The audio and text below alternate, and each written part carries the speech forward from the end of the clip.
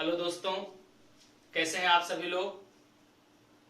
देखिए, अभी आप लोगों ने न्यूज में देखा होगा, तो न्यूज में आपको खबर मिली होगी कि गोरखपुर के टेराकोटा को, जम्मू कश्मीर के केसर को और मणिपुर के ब्लैक राइस को जीआई टैग ज्योग्राफिकल इंडिकेशन प्रदान किया गया है। तो इसलिए ये मुद्दा बहुत ही चर्चा में आ गया है, हाईलाइट हो गया है फिर से कि वास्तव में जीआई टैग होता क्या है, इस जीआई टैग के लाभ क्या होते हैं, जीआई टैग मिलने से क्या, कौन सी संस्था इसके लिए ऑथराइज है। तो आज हम लोग जीआई टैग के बारे में डिस्कशन करेंगे कि वास्तव में जीआई टैग क्या होता है। देखिए, हम लोगों ने पिछली क्लास में करंट अफेयर के एक मुद्दे, खास करके अप्रैल के जो महत्वपूर्ण बिंदु हैं उनके बारे में अध्ययन किया था कि कौन कौन से महत्वपूर्ण दिवस जो अप्रैल महीने में होते हैं उनके बारे में पढ़ा था। आज जीआई टैग के बारे में डिस्कशन करेंगे।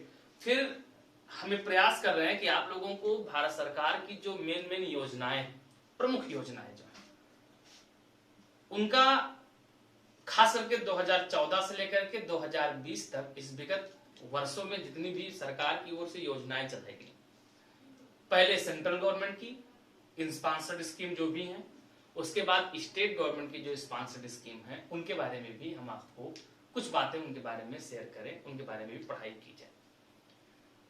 देखिए, आप लोग जब भी पढ़ें, जब भी आप चैनल पे आकर के स्टडी मटेरियल को लेकर के पढ़ाई करें, तो आप एक बार लाइक जरूर कीजिए, अपने दोस्तों को भी बताइए। जिन दोस्तों ने आपके अभी तक चैनल को सब्सक्राइब ना किया हो वो लोग चैनल को सब्सक्राइब भी कर लें। और सबसे खास बात यह है कि जो भी आप पढ़िए प्रॉपर वे में उसका नोट्स भी बनाया कीजिए, चाहे आप किसी रफ में लिखिए, किसी पेज में लिखिए, कहीं लिखिए। इससे चीजें क्या होंगी, आपको एग्जाम के टाइम पे रिवाइज करने का लाभ मिलेगा, आप उसको आसानी से रिवाइज कर पाएंगे। लेकिन अगर आप केवल बस वीडियो देख लेते हैं, कहीं नोट नहीं करते हैं, कहीं प्रॉपर वे में उसका मैटर नहीं अपडेट करते हैं, तो फिर वो आपके काम नहीं आएगा, क्योंकि आप भूल जाएंगे फिर कहां से पढ़ा था, किस वीडियो में था, किस चैनल से पढ़ा था, कैसे पढ़ा था, सब भूल जाएगा। लेकिन अगर आपके पास प्रॉपर कोई एक कॉपी है, उसमें आप नोट कर लेंगे, तो आप रिवाइज अच्छे से कर पाएंगे। और आज जो जीआई टैग हम लोग पढ़ेंगे, इसमें हम आपको बताएंगे कि विगत फिनेंशियल ईयर में, मतलब 1 अप्रैल 2019 से और 31 मार्च 2020 तक जिन जिन वस्तुओं को जीआई टैग दिया गया, हम उनके बारे में भी आपको बताएंगे। किन किन के बारे में जीआई टैग दिया गया, वो एग्रीकल्चर से जुड़े हुए हैं कि वो मैन्युफैक्चर्ड हैं कि वो कहां से जुड़े हुए हैं, उन सारी विषय में भी हम आपको डिस्कशन कराएंगे, उसके बारे में बताएंगे। तो ये बहुत ही इंपॉर्टेंट सेगमेंट है, बहुत ही महत्वपूर्ण मुद्दा आज हम लोग डिस्कस करने चल रहे हैं। तो चलिए शुरुआत करते हैं। देखिए साहब, जो जीआई टैग होता है, जीआई का मतलब होता है जियोग्राफिकल इंडिकेशन। जियोग्राफिकल शब्द से ही आपको पता चल रहा होगा भौगोलिक, यानी किसी एक विशेष रीजन का, किसी एक विशेष कंट्री को यहां दिखाया जाएगा, या कंट्री के भीतर किसी लोकेलिटी को, किसी एरिया को दिखाया जाएगा। इसलिए किस शब्द का प्रयोग किया जा रहा है, भौगोलिक। और फिर क्या है, इंडिकेशन। इंडिकेशन का मतलब संकेतक। तो जीआई टैग, वास्तव में जीआई टैग के बारे में अगर हम देखें तो जीआई टैग के लिए geographical indication of goods registration and protection act, फिर से एक बार सुनिएगा, geographical indication of goods registration and protection act 1999 में पास किया गया। और इसी अधिनियम के द्वारा, इसी एक्ट के द्वारा ज्योग्राफिकल इंडिकेशन प्रदान किया जाता है, भौगोलिक संकेतक प्रदान किया जाता है।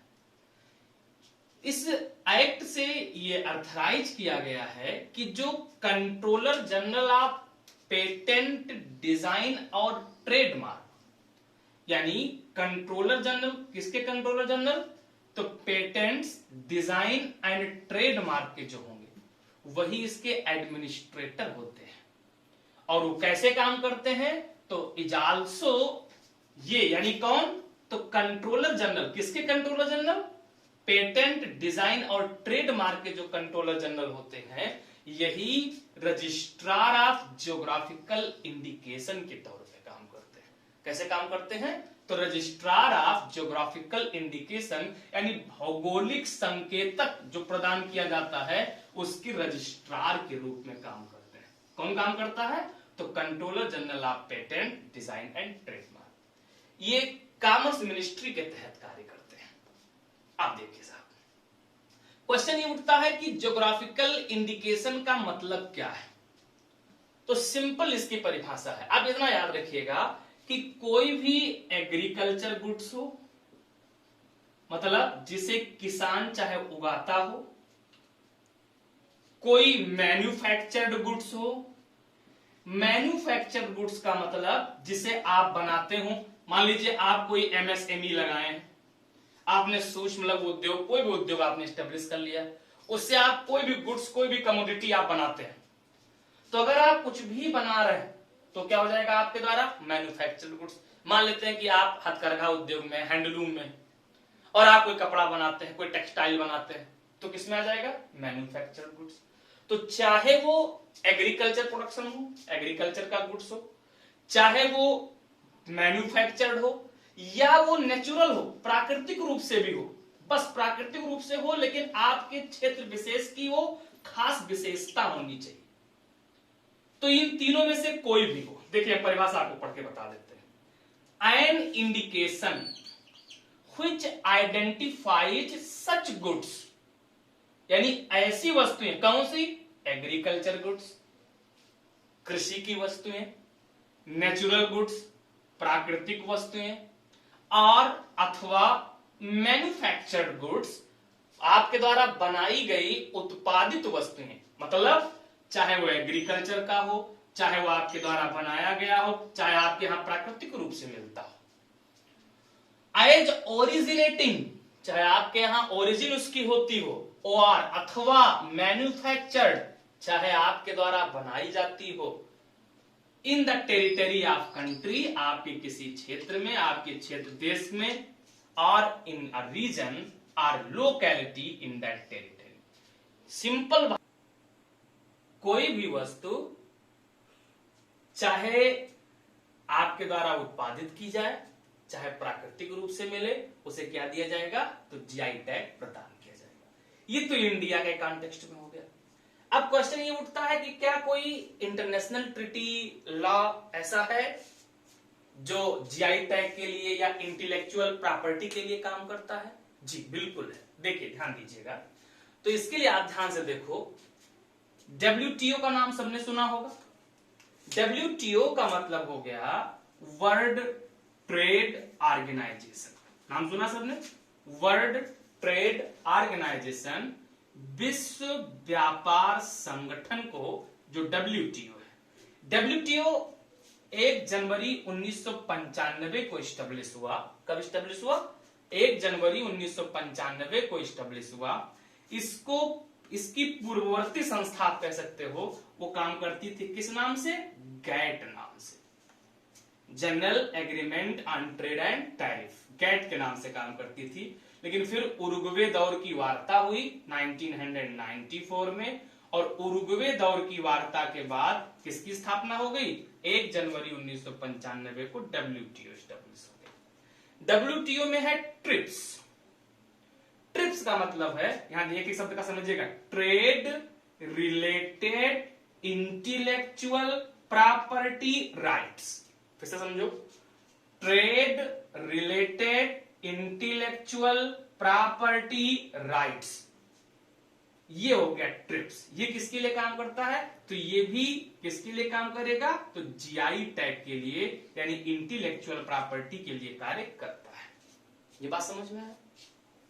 दूसरी एक संस्था है WIPO, world intellectual property organization. फिर से, वर्ल्ड इंटेलेक्चुअल प्रॉपर्टी ऑर्गेनाइजेशन, ये भी किसके लिए काम करती है? तो साफ साफ लिखा हुआ इंटेलेक्चुअल प्रॉपर्टी के लिए काम करती है। और ये 14th ऑफ जुलाई 1967 में स्टैब्लिश हुई। इसका हेडक्वार्टर कहां है? तो इसका हेडक्वार्टर जिनेवा स्विट्जरलैंड में। अब एक दो तीन बातें इसके बारे में हम लोग और समझते हैं। अगर किसी गुड्स को जीआई टैग प्रदान कर दिया जाता है तो ये जीआई टैग कितने वर्ष के लिए दिया जाता है? 10 वर्षों के लिए दिया जाता है। 10 वर्ष के पश्चात फिर से इसको आप रिन्यूअल करा सकते हैं, लेकिन आपको एक बार में कितने साल के लिए जीआई टैग मिलता है? तो 10 वर्ष के लिए जीआई टैग दिया जाता है। मान लेते हैं कि जीआई टैग मिला और उसके बाद जीआई टैग का वायलेशन हो रहा है। जैसे मान लो कि अपने यहाँ इंडिया में सबसे पहले 2004 में दार्जिलिंग की चाय को जीआई टैग दिया गया। किसको दिया गया? तो दार्जिलिंग पश्चिम बंगाल की जो चाय है इसको जीआई टैग सबसे पहले इंडिया में दिया गया 2004 में। अब अगर दार्जिलिंग की चाय को सबसे पहले जीआई टैग दिया गया, अब मान लीजिए कि हम अपने यहां या कोई भी व्यापारी अपने यहां चाय का व्यापार करे और वो अपने उस चाय पर दार्जिलिंग की चाय का मुहर लगा करके उसको बेचे, तो फिर ये क्या हो जाएगा? क्योंकि जीआई टैग दार्जिलिंग की चाय को मिला है, तो जब तक दार्जिलिंग चाय से जुड़ी हुई संस्था, इससे जुड़ा हुआ जो संगठन है, जब तक ये किसी को ऐसा कार्य करने के लिए ऑथराइज नहीं करेगा तब तक कोई इंडिविजुअल दार्जिलिंग चाय को ऐसे ही बेच नहीं सकता है। अब अगर मान लो वायलेशन किया जाता है किसी इंडिविजुअल के द्वारा, जिसको जीआई टैग मिला है उसका लाभ नहीं मिल पा रहा, तो ऐसे में क्या होगा? इस एक्ट के अनुसार, geographical indication of goods registration and protection act के अनुसार, वायलेशन होने पर 6 माह से लेकर 3 साल तक का जुर्माना हो, 3 साल तक की जेल हो सकती है और 50,000 रुपए से लेकर के 2 लाख रुपए तक का जुर्माना हो सकता है। ये प्रोविजन किया गया है। अगली खास बात यह है कि आखिर जीआई टैग की प्रॉफिट क्या है, लाभ क्या मिलता है जीआई टैग से? अब इस पे डिस्कस करते हैं। अगर मान लीजिए किसी क्षेत्र विशेष में किसी एग्रीकल्चर गुड्स को मान लेते हैं कि लाभ, उसको जीआई टैग मिल गया, तो उससे लाभ क्या मिलेगा? उस टेरिटरी में, उस रीजन विशेष में, जिस टेरिटरी को मिला होगा उस टेरिटरी में, उस रीजन विशेष में जो फार्मर्स हैं वो ऑटोमेटिक क्या होंगे? बेनिफिट को एंजॉय करेंगे। किसको लाभ मिलेगा? उस क्षेत्र विशेष के किसान को मिलेगा। मान लेते हैं कि आपके क्षेत्र में जैसे अभी गोरखपुर के टेराकोटा को खिलौने को जीआई टैग अभी मिला है, तो अब उसमें जुड़े हुए जितने भी लोग हैं, जितने भी उसमें कार्य करने वाले कामगार हैं, अब उससे उनको, उनके टेराकोटा को भौगोलिक संकेतन मिल जाने से उनकी डिमांड भी बढ़ेगी, उनकी ख्याति भी बढ़ेगी और इससे उनको लाभ का अर्जन होगा। इससे खास बात क्या है? इससे व्यापार का संवर्धन होगा, व्यापार का प्रोत्साहन भी होगा और इससे खास करके जो सिंपल भाषा में कह सकते हैं कि जो फेक करके, फेक मतलब डुप्लीकेट जिसको कहते हैं, वो डुप्लीकेसी पे भी बहुत हद तक या कहें तो पूर्णतः प्रतिबंध लग जाएगा। क्योंकि जब आपको जीआई टैग मिल जाएगा तो उसका प्रयोग केवल उस वस्तु का प्रयोग, उसका व्यापार आपके ही माध्यम से होगा, तो इससे आपको अपनी कला का पूर्ण रूप से लाभ प्राप्त होगा। इतनी बात समझ में आई? अब हम लोग ये देखते हैं कि 1 अप्रैल 2019 से 31 मार्च 2020 तक किन किन वस्तुओं को जीआई टैग दिया गया है उनके बारे में डिस्कशन करेंगे। और अभी जिस कारण से हम लोग इसको डिस्कस कर रहे हैं वो 3 कौन कौन है उनके बारे में डिस्कस करेंगे। एक कौन है? केसर है, फिर ब्लैक राइस है और फिर कौन है? टेराकोटा है, जिसको अप्रैल में, अभी अप्रैल महीने में जीआई टैग दिया गया है। इतनी बात मेरी समझ में आई? तो अब देखते हैं कौन कौन सी वस्तुएं ऐसी हैं। तो 31 मार्च 2020 तक अगर हम लोग देखें तो 361 गुड्स को जीआई टैग दिया जा चुका है और अभी 3 और को दे दिया गया। 3 और कौन कौन? तो देखिए, केसर, कहां की? कश्मीर की केसर को दिया गया। चाकहाओ, ये ब्लैक राइस है, काला चावल है, कहां का? मणिपुर का, इसको दिया गया। और टेराकोटा, कहां का टेराकोटा? गोरखपुर का, इसको दिया गया। अगर हम लोग देखें तो जो केसर है, केसर की खेती बेसिक रूप से जम्मू कश्मीर में जो होती है ये करेवा मिट्टी में होती है। करेवा मिट्टी आपको झेलम नदी के तटीय भागों में आराम से मिल जाएगा, तो वहां पर बेसिक रूप से केसर की खेती होती है। आप सबको पता है केसर स्वास्थ्यवर्धक भी है और इसका प्रयोग बेसिक रूप से मसालों में भी किया जाता है। इसका प्रयोग करते हैं केसर का, देखा होगा अजय देवगन का, देखा है ना अजय देवगन को, वही केसर। अच्छा आगे देखो, फिर चाट हाओ, ये क्या है, मणिपुर का चावल है, ब्लैक राइस है। इसमें ऐसा माना जाता है कि इस राइस में फाइबर अधिक मिलता है। और टेराकोटा यानी मिट्टी खिलौना कहाँ का, गोरखपुर का। इसको अभी लेटेस्ट में क्या दिया गया है, जीआई टैग दिया गया है। उसके बाद कुछ और ऐसे गुड्स हैं जिनके बारे में हम लोग देखते हैं, खास करके हम लोग देखने जा रहे हैं जो 1 अप्रैल से 31 मार्च के बीच दिए गए 2019-20 के फाइनेंशियल ईयर में कुछ खास हमने नोट किए। चलिए देखिए साहब, तो कंदमाल हल्दी उड़ीसा, कंदमाल हल्दी कहां, उड़ीसा। उड़ीसा के रसगुल्ले को दिया गया है। उसके बाद कोडाई कनाल मलाई पुंडू, ये तमिलनाडु में गार्लिक यानी लहसुन है। इसका वैज्ञानिक नाम है एलिवम सैटिवम। ये बेसिक रूप से लहसुन है, कहां का, तमिलनाडु का। इसके औषधीय गुण भी बहुत अधिक है ऐसा माना जाता है। उसके बाद है देखिए पांडुम, नगोटे खेर और हमरम, ये तीनों हैंडक्राफ्ट हैं, वस्त्र हैं, कहां के हैं, मिजोरम के। उसके बाद पालिनी पंचमृतम, ये कहां का है, तमिलनाडु का। ये पंचामृत है जो प्रसाद ग्रहण किया जाता है। उसके बाद त्वालोह पौरी, ये भी मिजोरम का हैंडक्राफ्ट है। और उसके बाद मिजो पंछेई, ये भी मिजोरम का हैंडक्राफ्ट है। इसके बाद अगर हम लोग देखें तो गुलबर्गा की तूर दाल यानी अरहर की दाल है, कहां की, ये कर्नाटक का। उसके बाद तिरूर बीटल लीफ यानी पान का पत्ता है, कहां के पान का पत्ता है, तिरूर का। कहां है इसका मतलब, केरला, केरला के पान का पत्ता है। इसके बारे में माना गया कि इसके औषधीय गुण बहुत अधिक है। इसे आप 2-3 बार देखोगे तो आपको याद हो जाएगा, और याद करना है आपको, क्योंकि पूछा जाएगा, क्वेश्चन 100% पूछा जाएगा, इस बात की बिल्कुल गारंटी है। आप कोई भी एग्जाम में, पीसीएस से लेकर के किसी भी एग्जाम में आप जाओगे तो 1% आपको मिलना ही मिलना है। उसके बाद आयरिश विस्की, ये कहां की, आयरलैंड, ये विस्की है। उसके बाद खोला चिली, ये कहां का, गोवा का है। उसके बाद अगर हम देखें तो इडू मिस्मी टेक्सटाइल, अब मिस्मी आ गया तो पहाड़ी नाम से याद ही रख लोगे, कहां का, वेरी सॉरी, अरुणाचल प्रदेश का। कहां का है, अरुणाचल प्रदेश का है। उसके बाद डिंडीगुल के ताले हैं, लाख, डिंडीगुल का ताला, कहां, तमिलनाडु। उसके बाद कंदागी साड़ी, कहां की, तमिलनाडु की, बहुत फेमस है। और उसके बाद है श्रीविल्लीपुत्तूर पालकोवा, ये भी तमिलनाडु। और फिर काजी नींबू कहां का है, असम का। ये लगभग 18 गुड्स हैं जिनको जीआई टैग दिया गया है 1 साल के भीतर।